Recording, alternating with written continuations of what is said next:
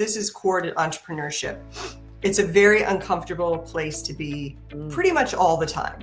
Yep. And because you're constantly doing things that haven't been done before or you haven't done before. And that was the epitome of it. Standing on that stage in front of Mark Cuban is the epitome of, being very uncomfortable. But then you do it and you realize, wow, I can do this. And then it makes it easier to do the next thing. Welcome to the Warriors at Work show. This is Jeannie Coomber, your guide and host. This is a show for men and women in the workplace who want to move from the predictable to the potent. This is your weekly dose of inspiration with an edge. I talk with CEOs and shamans, sports marketing executives and therapists. All of us are like-minded thinkers and doers who tell stories, share wisdom, and challenge each other to have the best life possible inside and outside the office. Welcome to your Warrior Conversation. Hey everybody, it's Jeannie. Today, we are unpacking the topic of risk.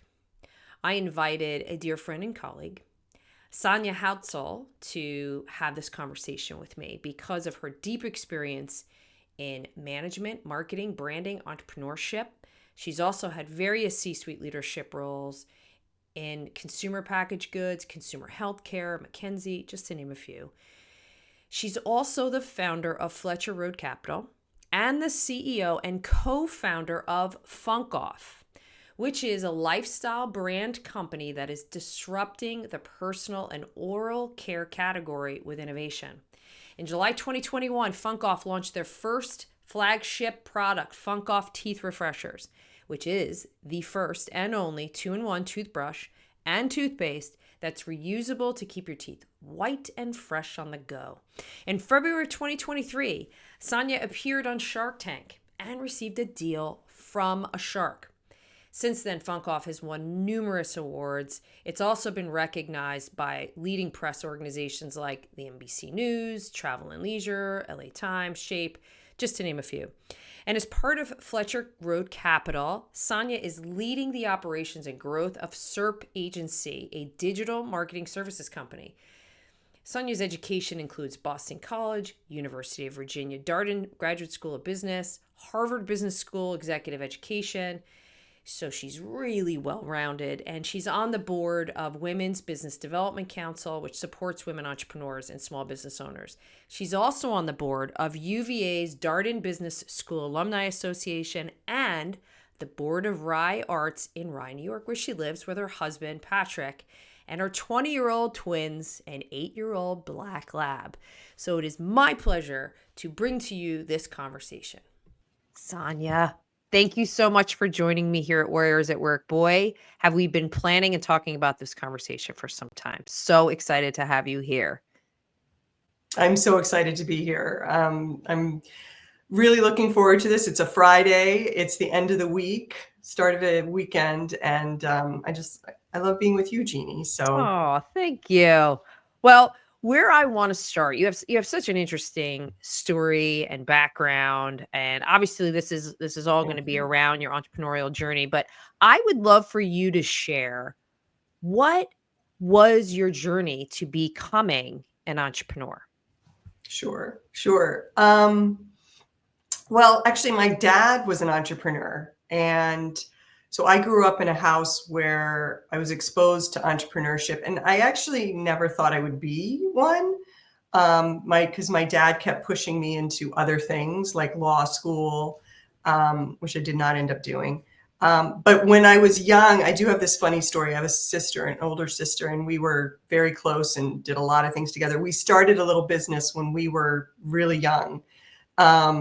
So even though I didn't think I was going to be an entrepreneur, I started this little business, and it was the funniest thing. It was a company that helps people get jobs. And for some reason, it was for people who had come out of the Army. We lived in the DC area, so we were around the armed forces and the government. And so it was called Army Help to Get a Job Center.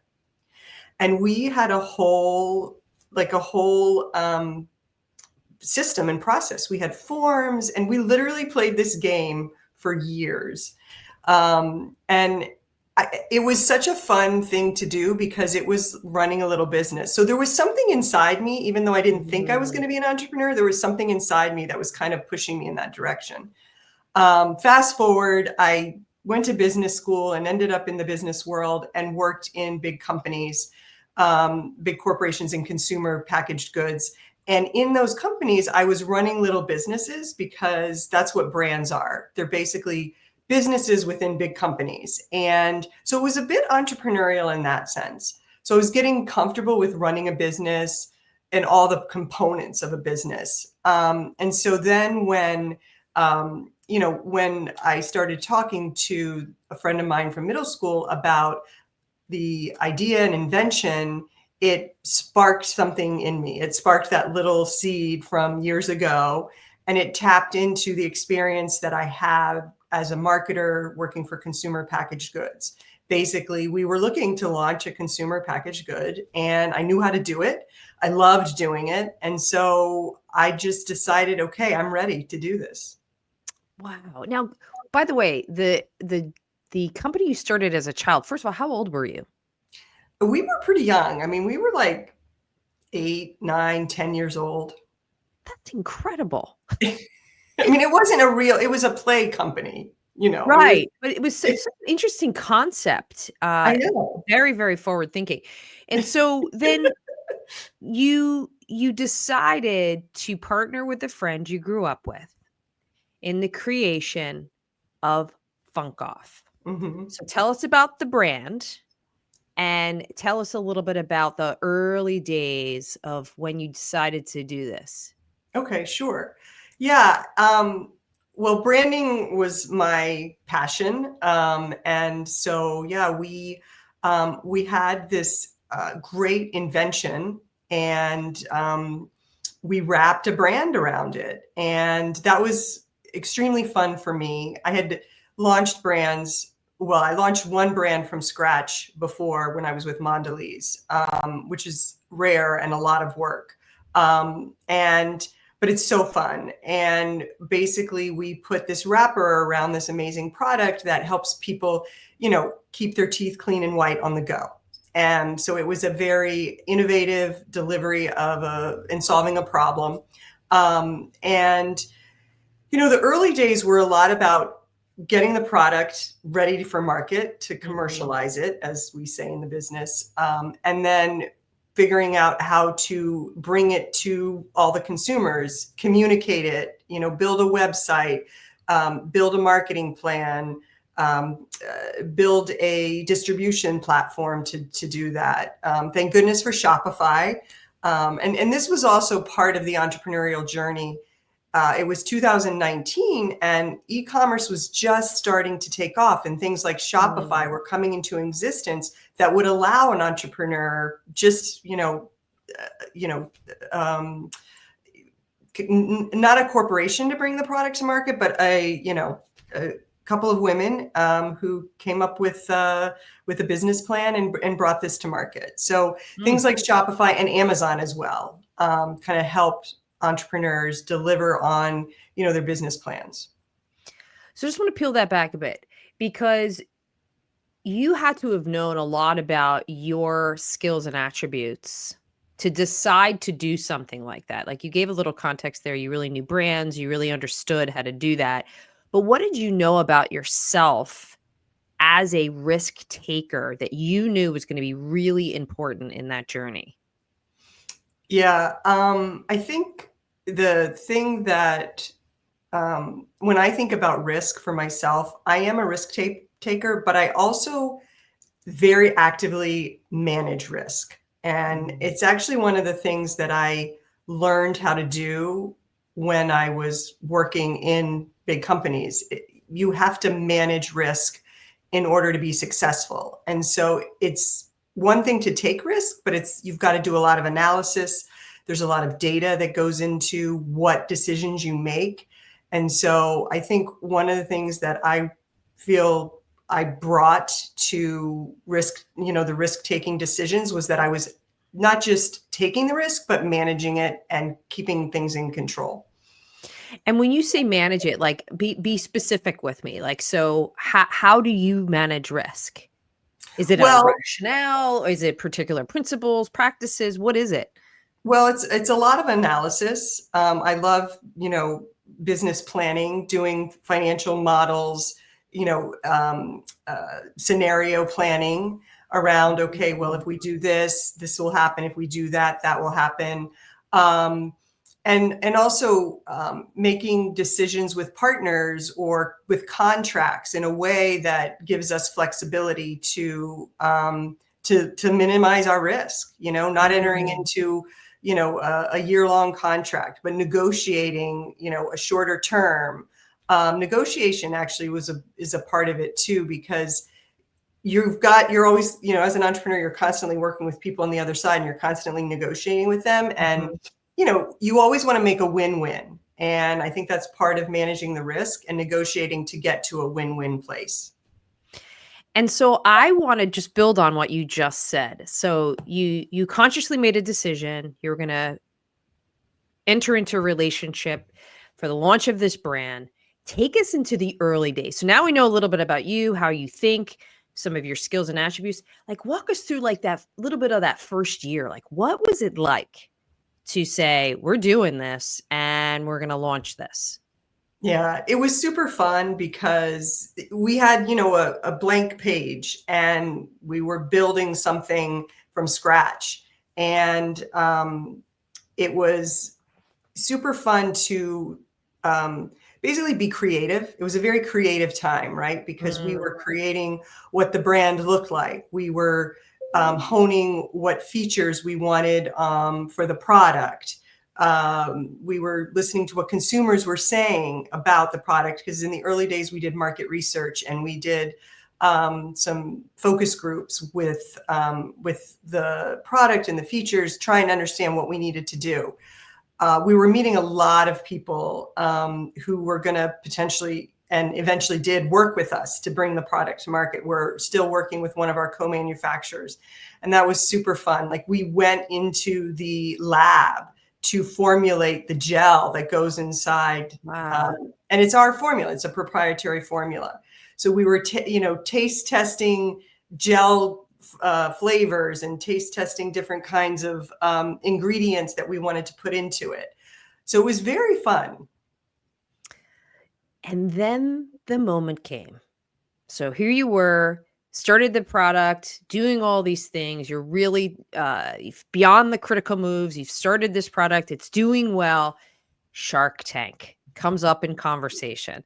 Talk to us about A, how did that come to you? And B, like, what was the process like to prepare for a Shark Tank?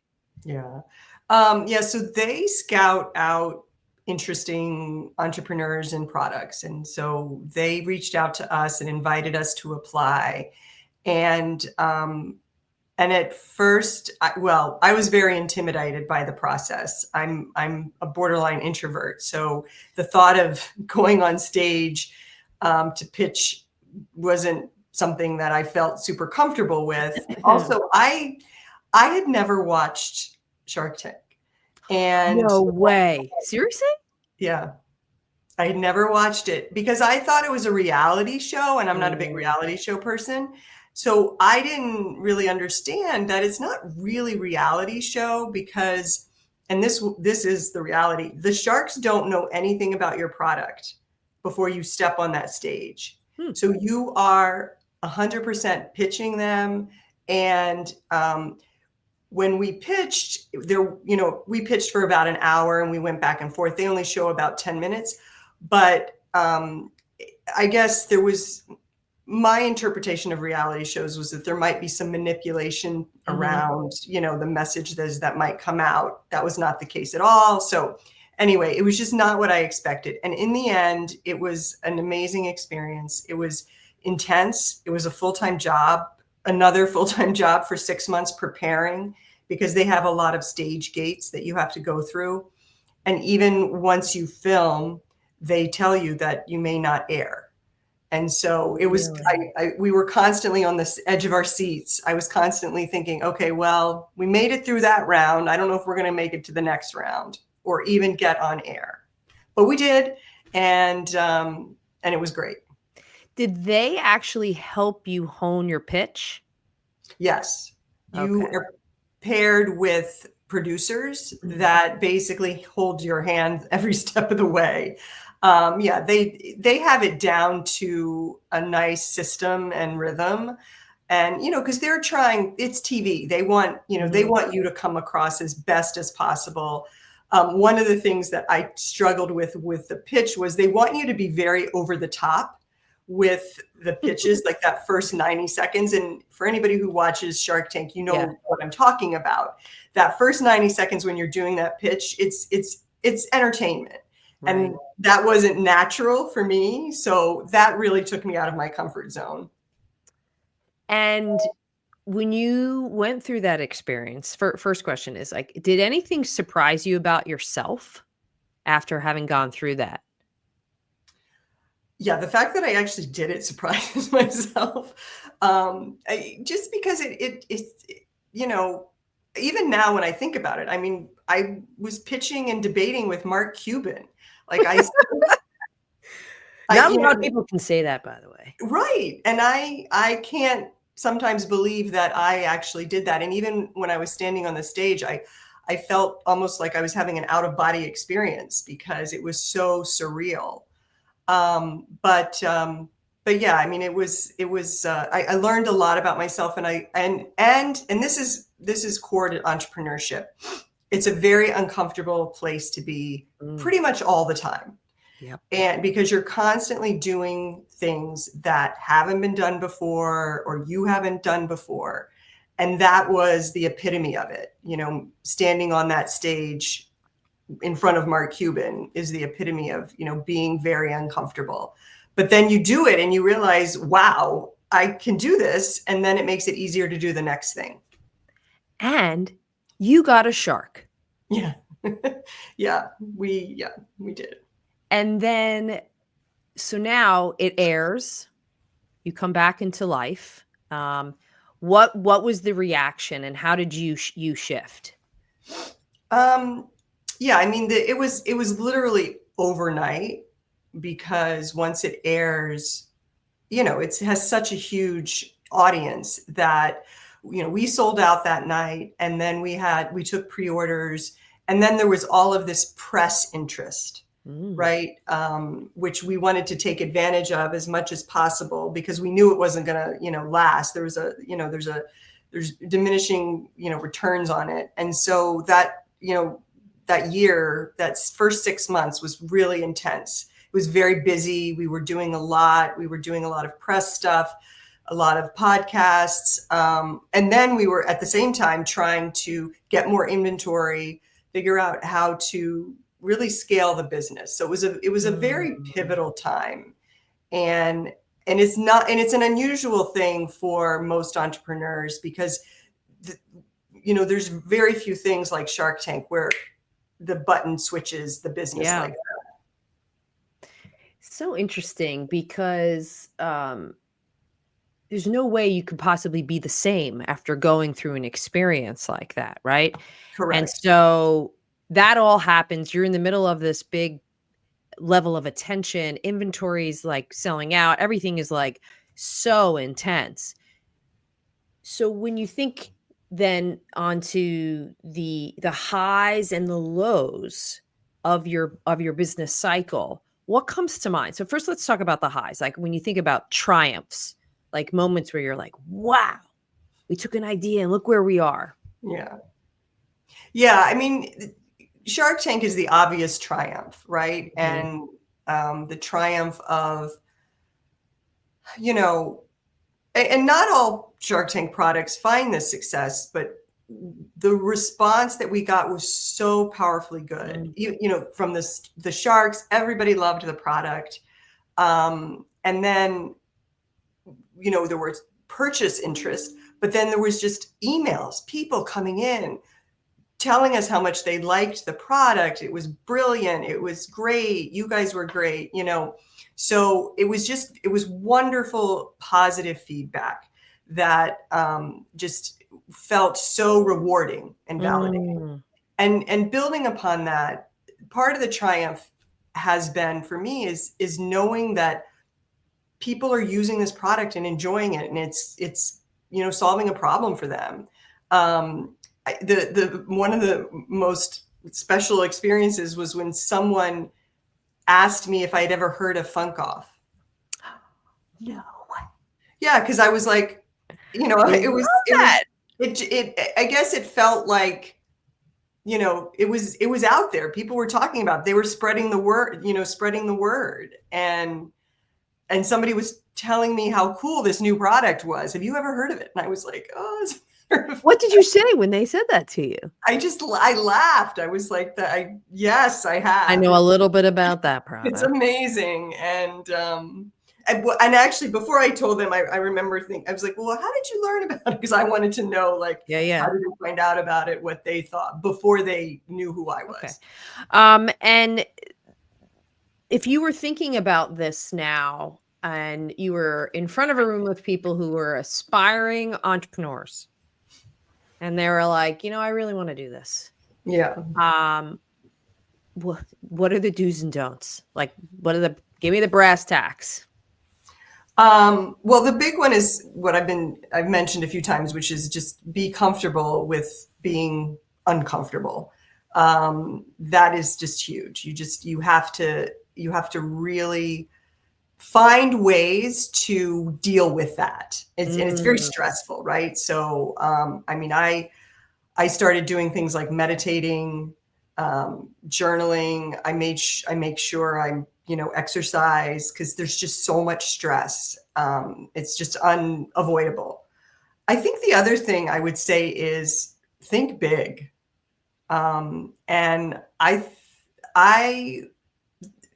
This wasn't a mistake, just back to your other question, but one of the things that I wish I had done was thought bigger. And my philosophy has always been, I'd rather be a smaller part of a bigger pie than a big part of a small pie. And I think if you're an entrepreneur, well, everybody has to find their own path. But for me, I would recommend think big, have a big vision, and really go after it. And don't be afraid to bring people in to help you get there. Did you have anybody did you have people that were naysayers going, what are you doing? Why are you leaving a big corporate job? What are you doing this thing on your own for? No one ever outright said that, but I sensed that people were like, you are, well, I think most people admire it because I think it is a really hard decision. And I have to, just be transparent. I have had huge support from my husband to do this, and was in a position where, we could do it financially. So, and I'm lucky in that regard. And I was also at a stage in my life where, my kids were getting older and I could do this because it's more than a full-time job. It's like 2 full-time jobs. So, everybody has to make their path and their decisions. But for me, there was a timing component to this that made it work for me. Is there one question that you're asked often about your connection to FunkkOFF and the journey? Like, what's the most common question you get asked? What was it like to be on Shark Tank?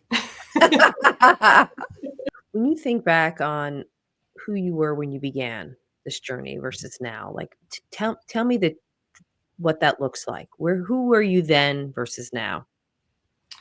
Yeah, I think, I mentioned I was I'm a borderline introvert. So I definitely think, especially because of Shark Tank and the visibility of that and the business, I'm definitely much more comfortable on a stage.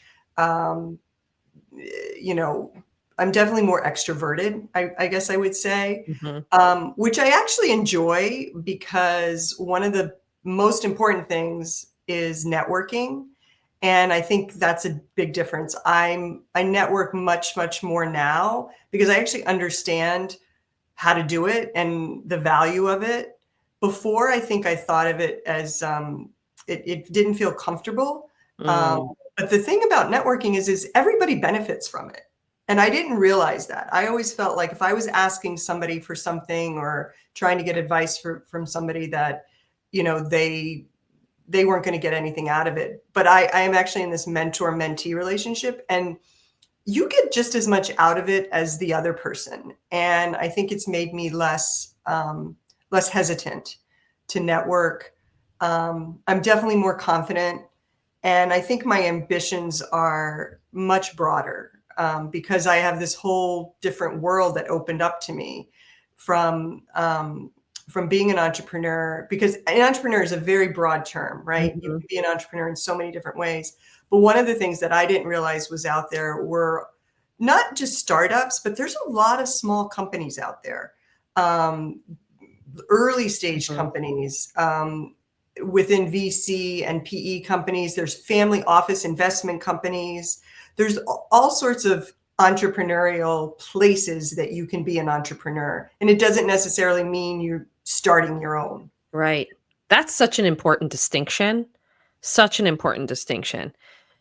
And you touched a little bit on this, but I'd love for you to expand. Like, tell me what's inspiring you now. Yeah, actually, kind of what I was just saying is really what's inspiring me is how much potential there is in business, and a lot of stuff is happening in oral care and dental right now. In that world, there's a lot of growth, and obviously with FunkkOFF, which is an oral care product, I've learned a lot about oral care and the dental industry. And there's a lot going on there. There's a lot of growth. There's a lot of potential. So I get a lot of inspiration from companies in that industry, that help us on FunkkOFF, and then also help us think about, where it can go. And so what's next for you? Well,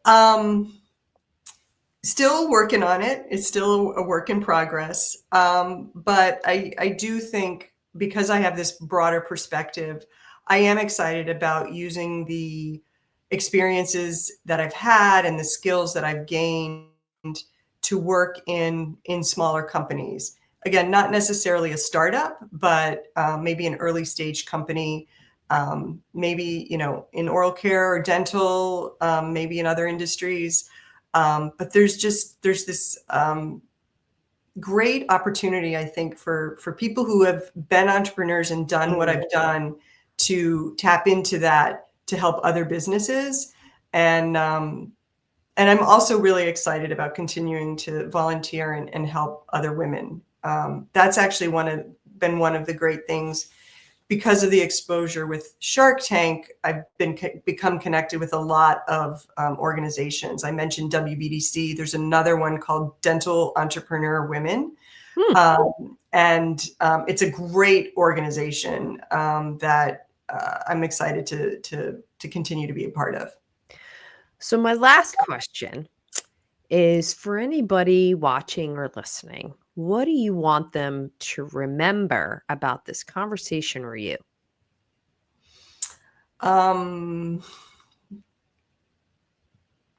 Trust your gut.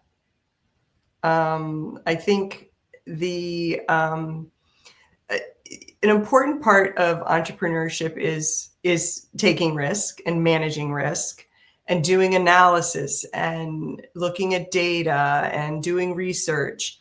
But at the end of the day, we all have gut reactions. And I think they're much more powerful than I ever thought. And that's actually one of the things that I learned. One of the mistakes, actually, I didn't trust my gut a few times, and I should have. So was it more your intellectual mind took over and was like trying to make it logical and reasonable, but you were feeling or sensing like, something's not right here? Exactly. I was feeling or sensing something wasn't right. And I wanted so badly for it not to be right. Yeah. So I think I thought I could control, speaking of managing the risk, I think I could control things to address what was kind of giving me the feeling that maybe it wasn't the right thing to do. So I should have listened to that and not fought it. For the entrepreneurs right now coming into the workplace, let's think of all the students in college. What are you most excited to see coming from this generation of potential business owners or potential founders of startups, or like you said, potential owners of small businesses? What are you, as a really successful, smart entrepreneur, most excited to see? I'm excited to see their creativity.